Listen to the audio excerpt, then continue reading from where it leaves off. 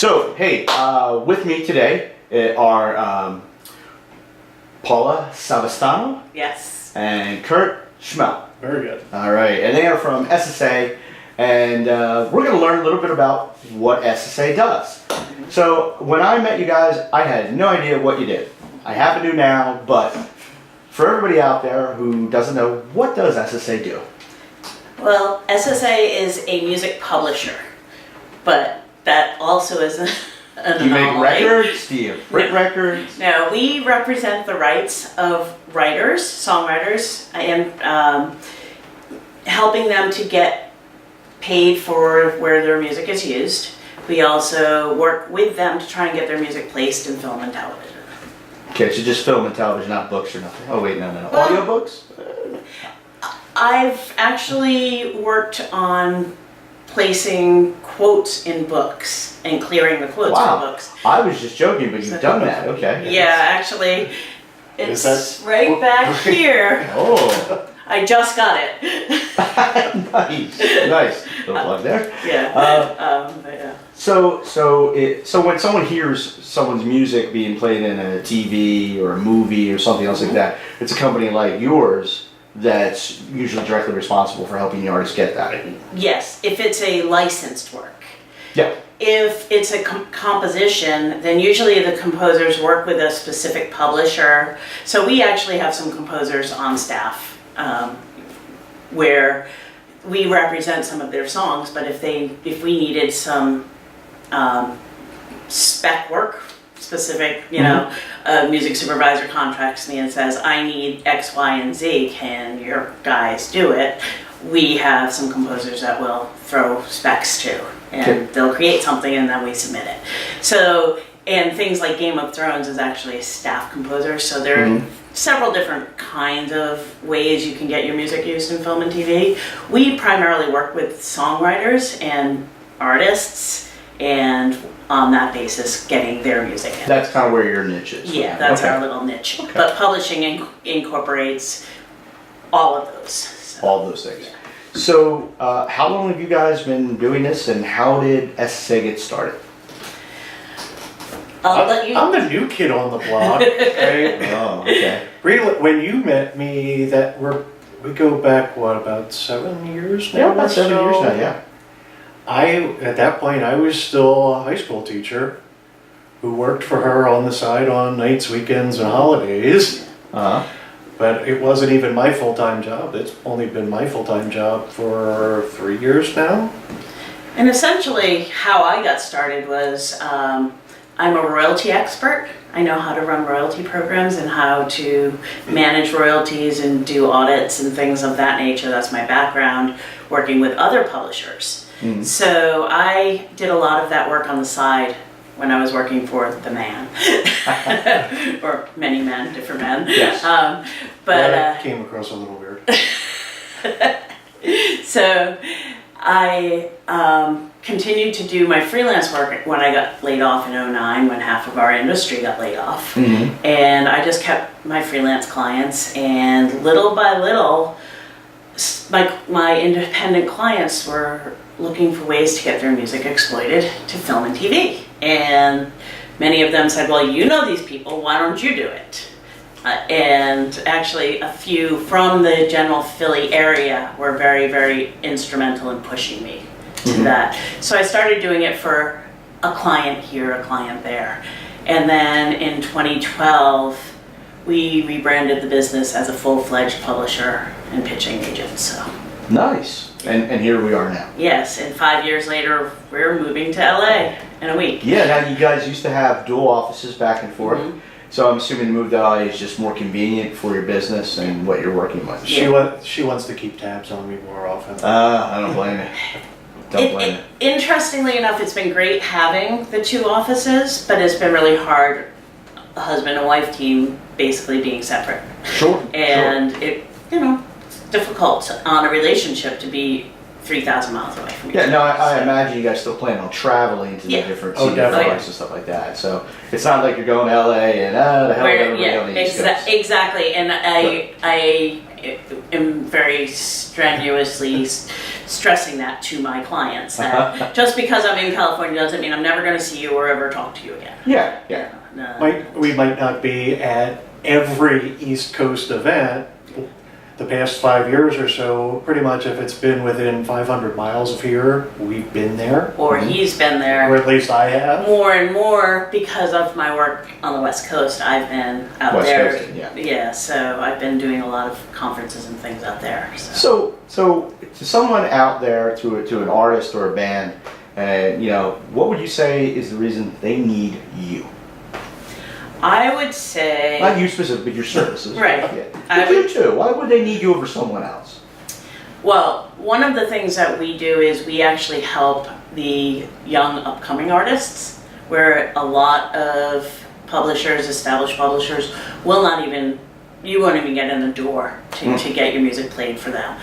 We really, really take stock in the talent of upcoming artists, and we believe in them. So, but the other thing is I also offer services on the consulting front, helping them manage the very, very dicey industry that is rights management in music. So you're going to make sure someone doesn't get ripped off, basically. Yeah. And make sure that they're protecting all of their rights, that they're protecting their PRO rights, the ASCAP, BMI, CSAC stuff, making sure that they're getting collections or monetizing if they're on YouTube and things of that nature. We, help them, guide them through those little roadblocks and stuff. So if someone wanted to get in touch with SSA, what's the, how do they do it? I mean, especially with you going to the left coast, you guys got a website or? Oh, yeah. Our website's always out there, ssamusic.com. Mm-hmm. We're really nice and simple and creative. We didn't try to make our last names, even though we started that way. We decided that was a little too goofy for people. And of course, we're on all the basic social medias, but the real preference, if somebody wants to reach out to us, either with questions or to engage us for some consulting work or to try to get us interested in their music, is still the old-fashioned email. Yeah, that works, right? Yeah. At this, I see on social media people reaching out to me all the time. I get it a lot through Facebook. I know Paula gets it a lot through LinkedIn. I get it on Twitter. I don't pay attention to messages on Facebook or Twitter or any of those places because it's just too much. Yeah. I have a hard enough time keeping up with the emails that I have between submissions and the people that I'm working with and the other industry partners that we have to interface with on a day-to-day basis. And we're working for the clients we have signed. Mm-hmm. So they're our priority. Sure. So what I always say to somebody is, send me your stuff, don't expect an immediate answer. But just because you don't get an immediate answer doesn't mean it's a no. Yeah, they're going to hear from you. It just might not be right away. We hope that we get to everybody. Yeah. Quite honestly, I have way too many emails. I don't even know how many right now. Of music submissions that I need to review. I'm trying to get to them, but with a team of 2 of us, it's really difficult. So if we're specifically looking for something at any given time, we will a lot of times address what we have at that point. That makes sense. So like I'm looking for a rap artist and I know I have 7 submissions from rap artists, I'm gonna go to those first and listen to them. Listen through that. And so we try and target our listening based on our needs. So. That makes perfect sense. And that's somewhat of a skill that comes out of necessity, and it's somewhat of an industry-wide skill at this point. The people that we work with getting stuff into film, TV, advertising, their job title is music supervisor. They get bombarded with thousands and thousands and thousands, including our emails. Yeah. And our emails may sit in their box for a while. We never hear back from them, especially if it's a no. Yeah. But even if it's a yes, that yes might be 6, 9, 12, 18 months later, they still had our stuff sitting in their queue. Bada bam, bada boom, bada bang. We were there when they needed us. We try to do the same thing And with the that's, artists who are submitting to us now. and that's changed a lot since I've been in the business.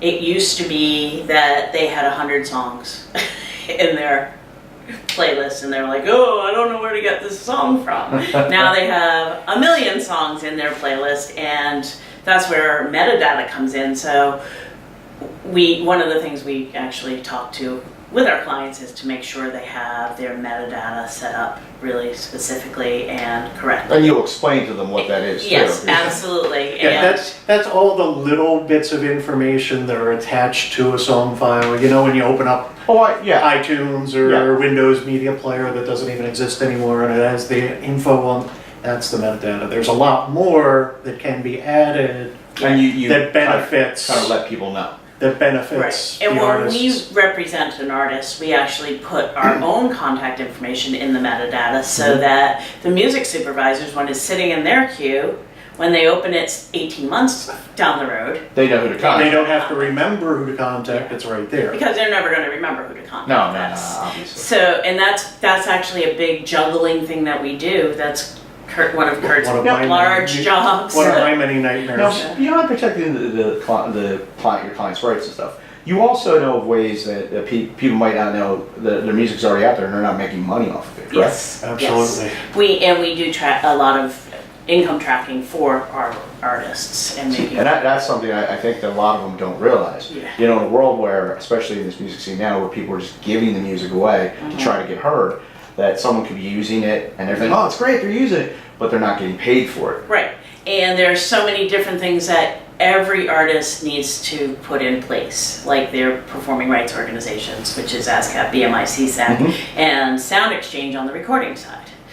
And then Several different providers on the mechanicals. for the mechanicals, because is something known as digital mechanicals now, which is a fairly new realm of copyright royalties. You know, so all your royalties are mandated through the copyright law. Right about now, back of my head just blew out because this is way too much for me. It's a very intensive thing, and one of the things that we try and do is when we speak at conferences, we try and, I don't want to say dumb it down, but make it accessible for the artist. Sure. So that they can walk away knowing I have to do A, B, C, and D. Yeah, exactly. Or I need to find somebody to do it for all me. of them for Like SSA me, Publishing. because Right. that's always one of my favorite questions at conferences or talking to artists, even in a bar on a random Tuesday night. How do I know when I need you? Right. Well, I think the question is, as soon as you've got something that's ready to play on the air, you need. that's when you need at least some of our expertise. But okay, when it starts to interfere with your creative process, or when there's just too much going on that you don't understand. Right. Yeah. And the other place is if somebody's looking to get placements, I strongly urge they use some sort of service. Whether it's us or another publisher, or there are pitching services out there that do exclusively pitching for artists, but get your music in the hands of an agent that can get it to the music supervisor. Because if you send it directly to the music supervisor, it's just another one of the million emails. That Yeah, exactly. You guys can cut through a little bit of it, compared, well, quite a bit of it compared to. Right, and exactly, and one of the reasons I'm in LA is that's where all the music supervisors are. There you So go. I'm Makes sense. I'm out there networking on a day-to-day basis, and I'll have lunch with a group of people, and there might be 2 or 3 different music supervisors in that group of people that I'm having lunch with, and it's a social lunch, but that never ends up being social. Yeah. Because they go, oh yeah, you have X, Y, and Z, and every music supervisor knows their go-to people for specific genres. Sure, that makes sense. That makes sense. Well, listen, I want to thank you guys for taking time to do this and educating myself a little bit more and everybody out there. Our pleasure. Because obviously, like I said, I really, I'm not going to say I know everything when I met you guys, but I certainly was like, what was that? But now we know a lot more, and I think, yeah, with the service you have, any bands, artists that don't look to you guys or other publishing companies, publishers out there, are probably doing themselves a great disservice. Absolutely. And I wanted to add a little aside to this, Sure. if that's okay. Absolutely. 2 years ago at Liberty, we signed Sweet Lita on film, Yes. on Unclaimed Bands. Yep. We got them a placement last year in a UK show, Hootin' and the Lady, which has now come to the US on the CW network. So they just actually, about a week and a half ago, their song aired in the US. Nice. So it all comes. So yeah, and that's a great fruition, example. so, You yeah. guys are already having. It's just not within here. You're going to get it anyway. You know, someone needs the music elsewhere too. Absolutely. That's good. That's good. Well, on that note, yeah, definitely thank you. Thank you. Thank you for recording Beyond the Bands, and you know, like I said, this is great. This is great. Thank you very much. Until next time, everybody. Yeah, Thanks, we'll see. Kurt, Paul. Thank and you. Good luck with the booth. Oh, thanks.